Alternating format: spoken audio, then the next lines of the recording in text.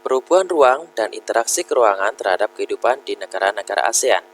Kondisi alam dan kondisi sosial negara-negara ASEAN yang relatif homogen dan saling membutuhkan memudahkan interaksi antara satu negara dengan negara lainnya. Interaksi ini terjadi dalam bentuk kerjasama di berbagai bidang.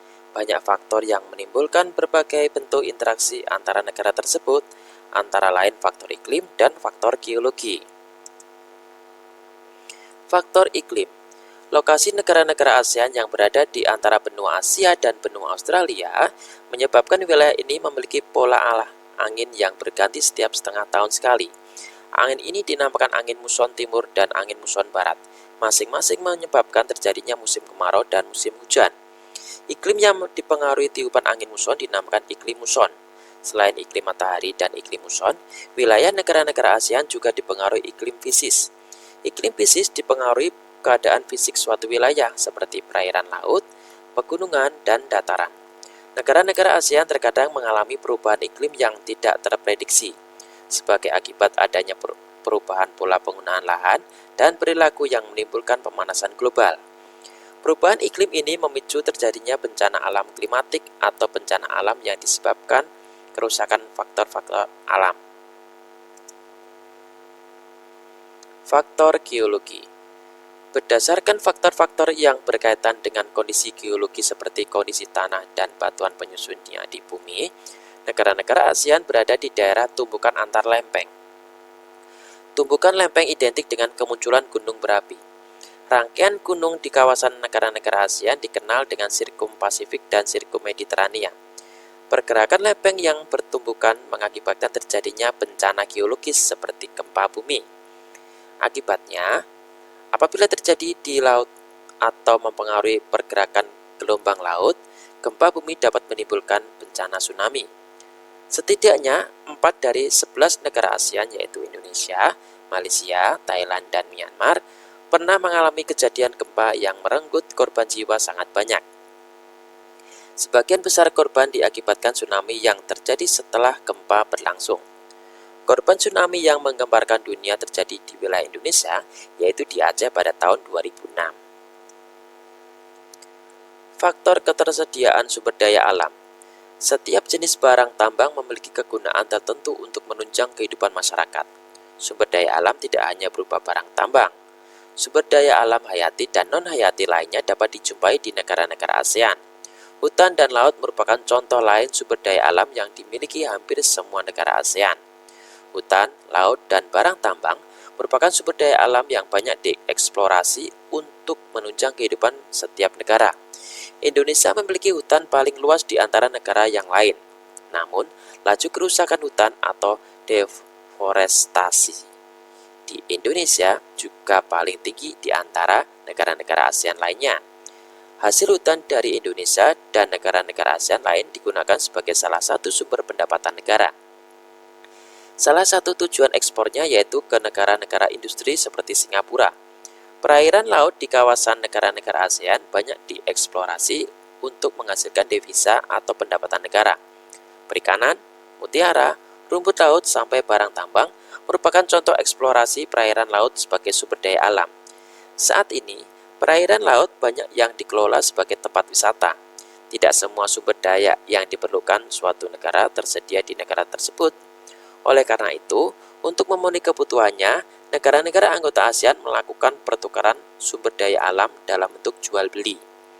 Kegiatan jual beli dan pertukaran sumber daya ini merupakan bentuk interaksi antar negara-negara ASEAN dengan tujuan meningkatkan kesejahteraan masyarakat. Pengaruh perkembangan ilmu dan teknologi terhadap perubahan ruang. Perkembangan ilmu dan teknologi telah berpengaruh terhadap berbagai aspek kehidupan manusia. Manusia lebih dimudahkan dalam berbagai hal ketika beraktivitas. Ilmu yang menghasilkan teknologi komunikasi mengurangi jarak dan waktu dalam berinteraksi antar pihak.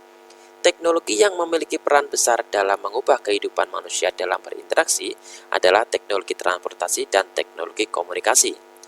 Teknologi transportasi dimanfaatkan untuk memindahkan barang dan manusia dari suatu tempat ke tempat lain. Teknologi komunikasi dimanfaatkan untuk bertukar informasi. Teknologi produksi digunakan untuk memproduksi sandang, pangan, dan papan. Segala macam jenis teknologi bermanfaat karena memudahkan pekerjaan manusia. Teknologi transportasi. Saat ini, berbagai macam bentuk alat transportasi dapat dijumpai baik di darat, laut, dan udara. Ilmu dan pengetahuan yang semakin luas telah memungkinkan perkembangan berbagai macam alat transportasi yang nyaman, cepat, dan dengan tingkat keamanan yang tinggi. Kereta cepat monorail, pesawat terbang, dan speedboat terus mengalami perbaikan demi kenyamanan penumpangnya. Namun demikian, alat transportasi tradisional yang belum menggunakan mesin masih dapat dijumpai dan bertahan sampai saat ini di negara-negara ASEAN seperti pedati, delman, dan becak. Adanya perkembangan teknologi transportasi membawa perubahan aktivitas manusia yang berakibat terhadap perubahan tata kehidupan. Jumlah orang Indonesia yang pergi ke Malaysia dan Singapura atau sebaliknya semakin meningkat setiap tahunnya. Pesawat bukan lagi alat transportasi yang mahal. Setiap orang dapat menikmati layanan kereta karena harganya yang terjangkau, cepat, dan nyaman. Kapal laut selain digunakan sebagai sarana transportasi, juga saat ini digunakan sebagai sarana wisata. Transportasi darat semakin banyak memberikan alternatif perjalanan. Perkembangan sarana transportasi membutuhkan ruang sebagai sarana ataupun prasarana.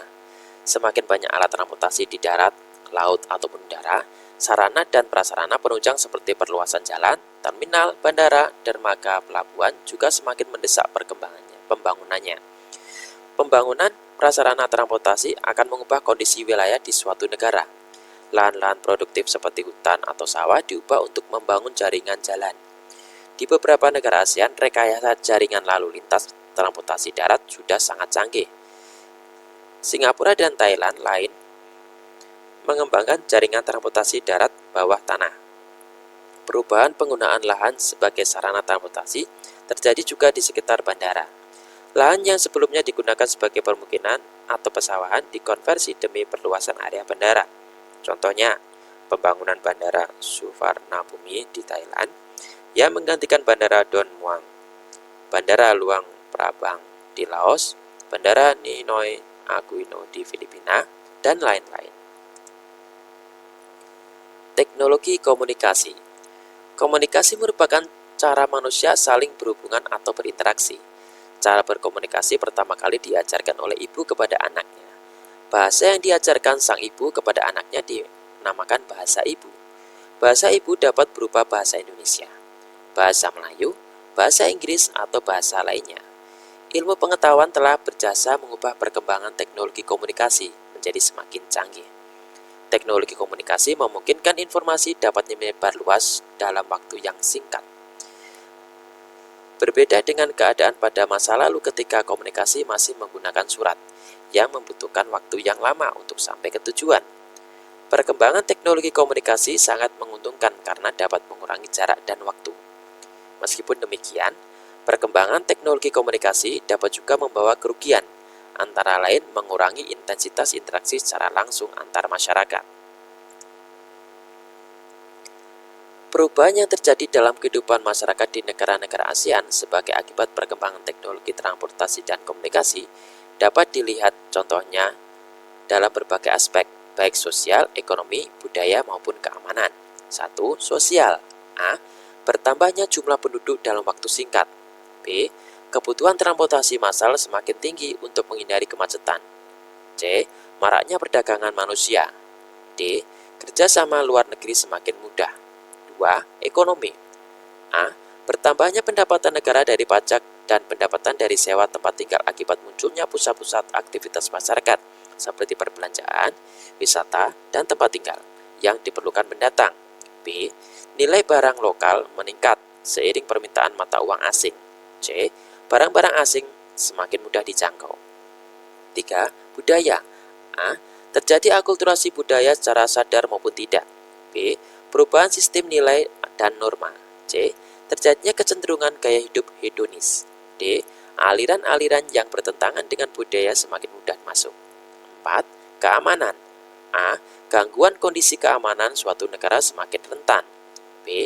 Narkotika dan obat terlarang semakin mendapat tempat. C. Jaringan kelompok perusuh antar negara semakin mudah diorganisir.